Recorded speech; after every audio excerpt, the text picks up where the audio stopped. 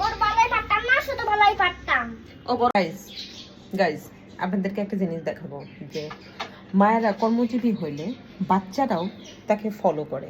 এই যেমন ধরুন আপনি যখন কর্ম করবেন তখন বাচ্চাটাকে আপনার মা, শাশুড়ি অথবা কারো না কারো কাছে রেখে যাবেন এবং ওনারা যা যা করবে তাইতে ফলো করবে। এবং আমিও যেহেতু চাকরি করি, নিজের কাজগুলো নিজেই করার চেষ্টা করি, কারণ জানেন তো বুয়া রাখলে বুয়ার আর একটা অত্যাচার।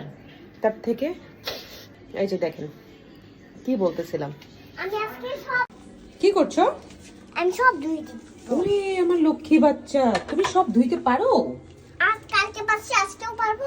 দিলে দিলে তোমার কষ্ট করতে হবে না, আমি ধুই দিব। দিলে দিলে আমার কষ্ট করতে হবে না, তুমি ধুয়ে দিবে? হ্যাঁ, আজকে আমি পারবো। ছোটবেলায় পারতা না? ছোটবেলায় পারতা? আচ্ছা না যাই হোক, না, ছোটবেলায় পারতাম না, বড়বেলায় পারতাম। কথাটা উল্টা লাইছে। আচ্ছা যাই হোক, এখন তাহলে কি আম্মুর সব কাজ করে দিচ্ছ? হ্যাঁ। ওরে লক্ষ্মী বাচ্চা, একটু দাঁড়াও, একটু আদর করে দিই। তাহলে কি আম্মুকে আর কাজ করতে হবে না? না, অফিস থেকে এসে কি সব দেখবে যে আমার ছোটমণি সব কাজ করছে? হ্যাঁ।